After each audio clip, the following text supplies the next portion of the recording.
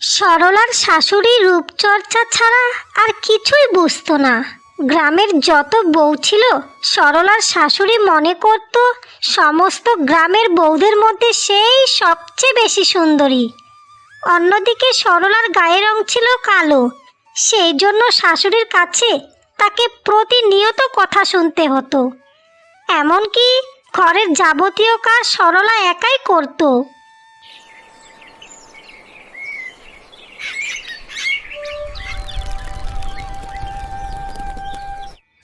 সকাল সকাল রূপচর্চা একটু না করলে দিনটা যেন আমার ঠিক একটা ভালো যায় না।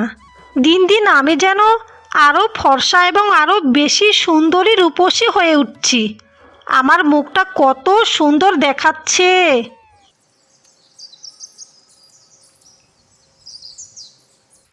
বলি গিন্নি, এত সুন্দর সুন্দর এক গ্রামে মেয়ে থাকতে শেষে কিনা সরলার মতো একটা কালো কুৎসিত মেয়েকে তুমি তোমার ছেলের বউ করে নিয়ে এলে। বলি এই গ্রামে কি আর কোনো মেয়ে ছিল না? তোমার দেখছি মাথায় কিছুই নেই। ছেলের বউ যদি কালো আর কুৎসিত না হয় তাহলে আমার রূপের প্রশংসা গ্রামের সবাই কিভাবে করবে? ঘরের ছেলের বউ কালো এনেছি বলেই তো সবাই আমার রূপের প্রশংসা করে। এমনকি কালো বলেই তো কথায় কথায় ওকে আমি 4-5টা কথাও শোনাতে পারছি। 4-5টার জায়গায় 10টা ঘরের কাজও করাতে পারি। আজকে যদি ও আমার থেকে বেশি সুন্দরী হতো তবে কি আমি এত সব ওকে দিয়ে করাতে পারতাম? তোমাকে নিয়ে আর পারা গেল না গিন্নি। যাই হোক, তুমি যা ভালো বুঝেছো তুমি তাই করেছো। তবে হ্যাঁ, আজকে সরলা আছে বলেই তুমি কিন্তু এই রূপচর্চার সুযোগটা ভালো মতনই পাচ্ছ। সে তুমি একদম ঠিক কথাই বলেছ। সেই জন্যই তো অমন কালো কুৎসিত মেয়েকে আমার ছেলের বউ করে এনেছি। বলি আমি যদি রোজ রোজ ওই মাটির উনুনে রান্না বান্না করি তাহলে আমার গায়ের রংটা পুরো ওই কালির মতনই কালো কুৎসিত হয়ে যাবে। ওই বাসন মাজা, কাপড় কাচা, রান্নাবান্না করা, আমার সুন্দর হাত এবং চেহারাটাও অসুন্দর হয়ে যাবে। ওই জন্যই তো ভালোভাবে ভেবে চিন্তেই সরলাকে এই বাড়ির বউ হিসাবে নিয়ে এসেছি। আমার ছেলে কাজের সূত্রে শহরে থাকে, সেই জন্যই তো সরলাকে দিয়ে আমি এই সংসারের কাজকর্মগুলো খুব সহজে করে নিতে পারি। আর তাছাড়া সরলা কালো বলেই আমার ছেলের ওর প্রতি কোনো মন একটা নেই, বুঝেছো? যাই হোক গিন্নি, আমি এখন উঠলাম, মাঠে কিছু কাজ পড়ে আছে। সরলা, ও সরলা, বলি কোথায় গেলে? বলি আমার জন্য 2 কচি শশা কেটে নিয়ে এসো। এই রোজ রোজ শশার কুচি দিই বলে আমার চোখ দুটো এখনো এত সুন্দর আছে। মা, বলি কি, ঘরে এই একটাই শশা পড়ে আছে। আপনি তো গতকাল রাতে বলেছিলেন আপনাদের জন্য লুচি আলুর দম বানিয়ে দিতে। আমি তো তাই করেছি। আর আমাকে বলেছিলেন চিড়ে আর শশা খেয়ে নিতে। তা এখন ওই একটা শশা যদি এখন আপনাকে দিয়ে দিই তাহলে আমি চিড়ে খাবো কি দিয়ে মা? বলি তোমার যত বড় মুখ নয় তত বড় কথা। বলি আমার রূপচর্চার থেকে তোমার খাওয়াটা বেশি হয়ে গেল নাকি? যাও এখনই তাড়াতাড়ি শশাটা কেটে আমার জন্য 2 কচি শশা নিয়ে এসো। আর এই ঘরটাকেও ঝাড়ু দিয়ে মুছে দিও। আর হ্যাঁ, রান্নাঘরে একটু বাতাসা আর চিড়ে আছে, তুমি বরং চিড়ে দিয়ে বাতাসা খেয়ে নাও, বুঝেছো? ঠিক আছে মা, আমি এখনই আপনার জন্য শশা কেটে নিয়ে আসছি।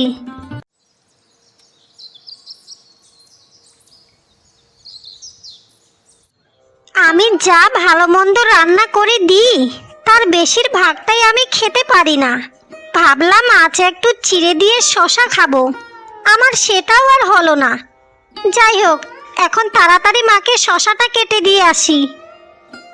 এইভাবে প্রতিনিয়ত সরলার শাশুড়ি রূপচর্চায় ব্যস্ত থাকতো আর সরলাকে দিয়ে ঘরের সমস্ত কাজ করিয়ে নিত।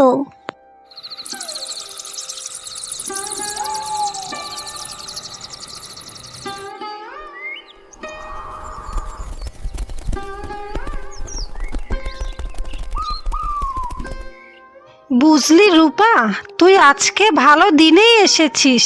কাল একটা নেমন্তন্ন আছে, তুইও আমাদের সাথে চলে যাবি। তা রূপা, তুই তোর শ্বশুর বাড়িতে কাজবাজ বেশি করিস না তো?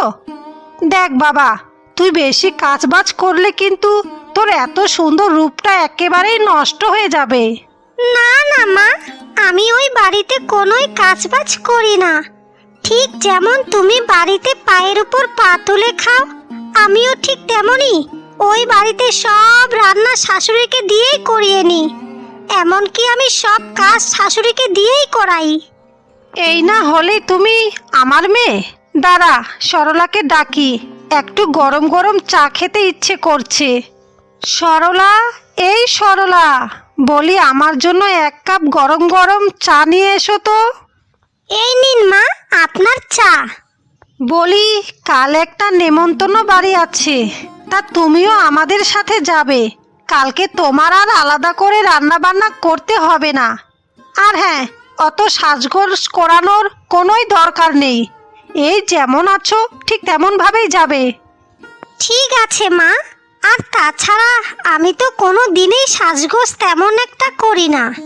তা আপনি যখন বলেছেন, আমি আপনাদের সাথে নিশ্চয় যাব। তা তোমার যা গায়ের রং বৌদি, তুমি সাজলেও এখন যেমন আছো ঠিক তেমনই লাগবে। সুন্দরী তো তুমি আর আমাদের মতো হতে পারবে না। বলি এখনো হাঁ করে দেখছোটা কি? হ্যাঁ, ঘরের যে এতগুলো কাজ পড়ে আছে সেগুলো কে করবে? যাও যাও, তাড়াতাড়ি চায়ের কাপটা রেখে রান্না বান্না সেরে বাসন মাজো, ঘর ঝাড় দাও, কাপড় কাচো। অতগুলো কাজ সমস্ত করবে, তারপরে আমাকে আর আমার মেয়েকে আগেই খেতে দিয়ে দিবে। তারপর তুমি খাবে, বুঝেছো? হ্যাঁ হ্যাঁ মা, আপনি এই চাটা নিন। আমি এখনই ঘরের যাবতীয় কাজ তাড়াতাড়ি করেই সেরে ফেলছি।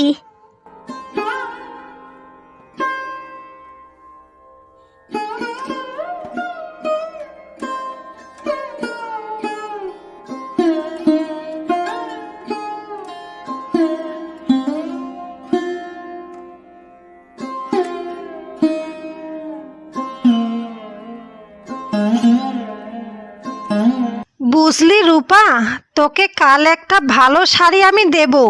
বৌমা বিয়েতে অনেক শাড়ি পেয়েছে, তা আমি তো তাকে কিছুই দিইনি।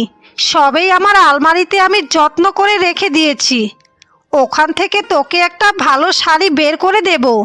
তুই ওটা পরেই কালকে নেমন্তন্ন বাড়িতে যাবি। একদম ভালোই কাজ করেছো মা। আমি বরং বাড়িতে যাওয়ার সময় বেশ কয়েকটা ভালো ভালো শাড়ি নিয়ে যাব। আর তাছাড়া বৌদির যা গায়ের রং, অমন কালো রঙে কিছুই আর মানাবে না। আর শোনো মা, কাল সকাল সকাল তুমি একটু তোমার রূপচর্চা করে নেবে। তোমার রূপের প্রশংসা কিন্তু চারদিকে হয়।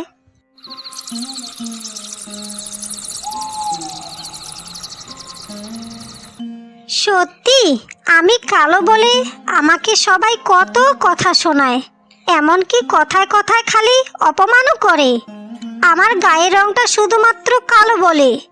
সত্যি যারা কালো তাদের কি সমাজে সংসারে কোনোই দাম নেই?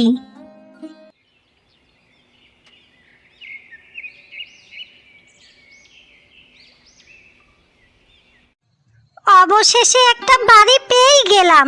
দেখি এই বাড়িতে যদি আমার একটা শাড়ি বিক্রি হয়। বলি শাড়ি নেবে গো শাড়ি? আমার কাছে রঙের রঙের ভালো ভালো শাড়ি আছে। কে কোথায় আছো? বলি শাড়ি নেবে গো শাড়ি? ওই তো মনে হচ্ছে কেউ শাড়ি বিক্রি করতে এসেছে। যাই, একটা যদি ভালো শাড়ি কিনতে পারি সন্ধেবেলায়, তাহলে ঘরের এই সেরা শাড়িটা পরে অনুষ্ঠান বাড়িতে আমাকে যেতে হবে না। ভালোই হলো, যাই যাই, আর দেরি না করে বরং তাড়াতাড়ি গিয়ে দেখি। তোমাকে তো এই গ্রামে আগে কোনোদিনও দেখিনি বউ। তুমি বুঝি নতুন এসেছো? তা দেখি দেখি তোমার কাছে কিরকম ভালো ভালো শাড়ি আছে, আমি একটা শাড়ি নেব গো। আমরা কি আর একটা গ্রামে থাকতে পারি গো বউ? আজকে এই গ্রামে তো কালকে ওই গ্রামে। সকাল থেকে একটা শাড়িও আমার আজ বিক্রি হয়নি। আজকে যদি একটা শাড়িও বিক্রি করতে না পারি, পয়সা আসবে কি করে? আর যদি পয়সা না পাই তাহলে আজকে আর খেতেও পাবো না। তুমি আমার কাছ থেকে একটা শাড়ি নেবে গো বউ? নেও না গো বউ একটা শাড়ি। তাই বুঝি?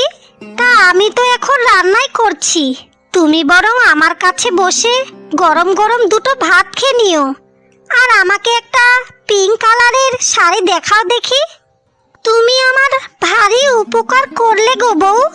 এই শাড়ি বিক্রির টাকায় আমার 2 দিন ভালোভাবে খেয়ে পড়ে চলে যাবে। তা চলো চলো, তোমার সাথে আমি দুটো খেয়ে নিই। তুমি বড় ভালো মনের মানুষ গো বউ। তুমি যে আজকে আমার বড্ড উপকার করলে।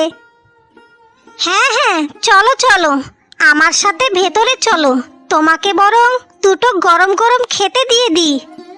আহারে, তুমি সকাল থেকে কিছুই খাওনি। আর হ্যাঁ, আমি তোমাকে একটু চালও দিয়ে দেব।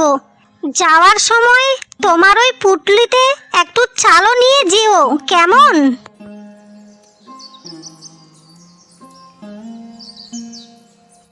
নাও তো বউ, এবার তাড়াতাড়ি পেট ভরে ভাতটা তুমি খেয়ে নাও। তোমার ভাগের খাবারটা যে তুমি আমাকে দিয়ে দিলে, তা তুমি খাবে কি? আমার না হয় পেট ভরে যাবে, কিন্তু তুমি তো কষ্ট করে রান্না করলে, তোমার পেট কি করে ভরবে গো বউ?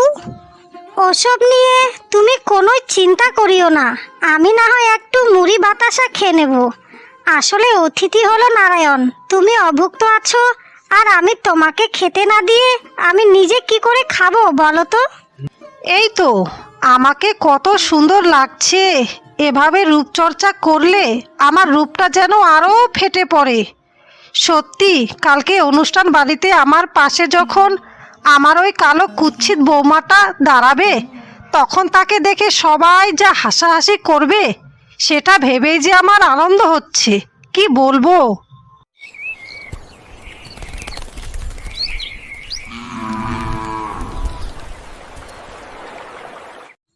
যাই, এই শাড়িটা পরে এবার তাড়াতাড়ি তৈরি হয়ে নি। যাক, অবশেষে একটা নতুন শাড়ি তো পরতে পারবো। আর তাছাড়া আমার কমলা রং খুবই পছন্দ।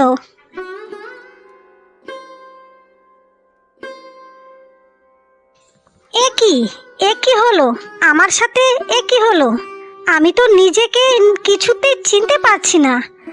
আমার হাত পাগুলো হঠাৎই এভাবে ফর্সা হলো কি করে? না না, এ তো মনে হয় কোনো সাধারণ শাড়ি নয়, এ তো কোনো জাদুকর শাড়ি লাগছে।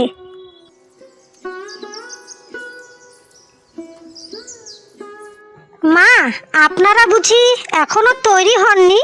আমি কিন্তু তৈরি হয়ে গেছি। এ কি, এ আমি কি দেখছি? বৌমা তো কালো কুৎসিত ছিল, তাহলে হঠাৎ করে এমন ফর্সা থকথকে কি করে হলো? না না, এ তো কোনো জাদু মনে হচ্ছে।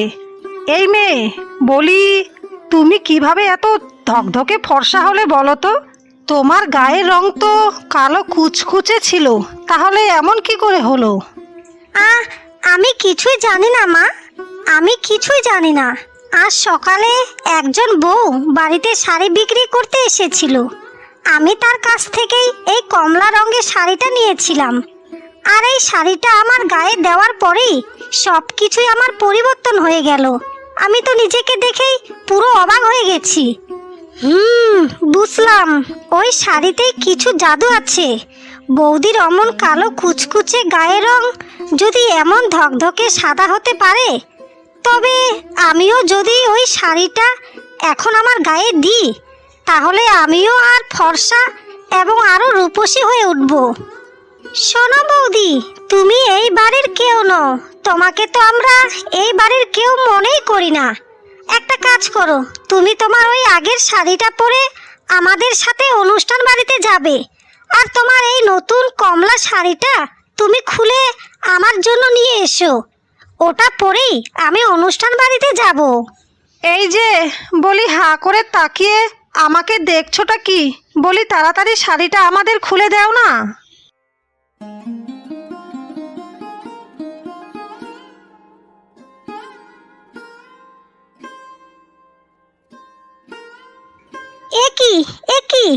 এ কি করে সম্ভব? বৌদি, তোমার মতো কালো কুৎসিত গায়ের রং আমার কি করে হয়ে গেল? আমি তো ধকধকে ফর্সা ছিলাম, তাহলে এ কি করে হলো? আমার হাত পাগুলো কেমন কালো হয়ে গেছে। হায় রে হায়, এতদিন ধরে যে আমি এত রূপচর্চা করলাম, শেষে কিনা আমার কালো কুচ্ছিদের মতো গায়ের রংটা হয়ে গেল। এই মেয়ে, বলি এই মেয়ে, তুমি কি জাদু টোনা করেছো বলো তো? তোমার নিজের গায়ের রংটা এই শাড়ি পরে ফর্সা ধবধবে হয়ে গেল, আর আমরা যেই গায়ে দিলাম একেবারেই পাতিলের কালির মতো হয়ে গেল। বলি তুমি আমাদের উপরে কি জাদুটোনা করেছো? তাড়াতাড়ি আমাকে বলো তো। সরলা এখানে কিছুই করেনি, যা হয়েছে সব কিছুই তোমাদের কর্মফল। তোমরা এতদিন সরলাকে অনেক কষ্ট দিয়েছো, ওর উপরে অত্যাচার পর্যন্ত করেছো। ও কালো বলে অনেক খারাপ খারাপ তাকে কথা শুনিয়েছো। তোমাদের এই পাপের কর্মফল ভোগ তো করতেই হবে। যদি তোমরা দুজনেই এখনই সরলার কাছে ক্ষমা চেয়ে নাও, তবে তোমরা আবারও পূর্বের রূপে ফিরতে পারবে। না হলে সারা জীবন এমনই কালো কুচ্ছিত হয়ে পড়ে থাকবে।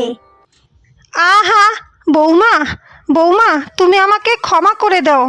আমি আর কখনো তোমার সাথে কোনো খারাপ ব্যবহার করব না। সত্যি আমি এতদিন তোমার সাথে অনেক অন্যায় অত্যাচার করেছি।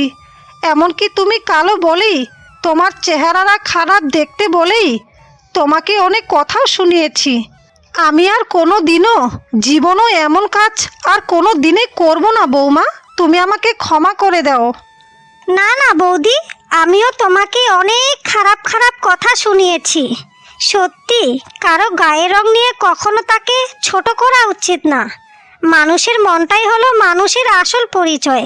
তুমি বিশ্বাস করো, আমি কখনোই আর তোমাকে কষ্ট দেব না, এমনকি কখনোই তোমাকে আর খারাপ খারাপ কথাও শোনাবো না।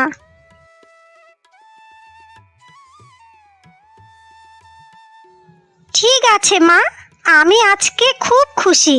সত্যি আমি যে কোনোদিনও তোমাদের কাছে এই ভালোবাসাটা পাবো, তা আমি কোনোদিনই ভাবতেই পারিনি। সত্যি, চলো এবার সবাই মিলে নেমন্তন্ন বাড়িতে যাই। হ্যাঁ হ্যাঁ বৌমা, ঠিকই বলেছ। চলো চলো, দেরি হয়ে যাচ্ছে। আর শোনো বৌমা, কাল থেকে রান্না বান্না আর ঘরের কাজ আমিও অর্ধেক করব। অর্ধেক কাজ তুমি করবে আর অর্ধেক কাজ আমি করব। হ্যাঁ বৌদি, আমিও যতদিন বাপের বাড়িতে আছি তোমার হাতে হাতে অনেক কাজ করে দেব। সত্যি বৌদি, আমিও বড্ড ভুল করে ফেলেছি গো। ঠিক আছে বোন, কাল থেকে আমরা একে অপরের সাথে মিলেমিশে হাতে হাত রেখে সব কাজ একসাথে করব, আর সংসারের সব দায়িত্ব একসঙ্গে মিলেমিশে নেব।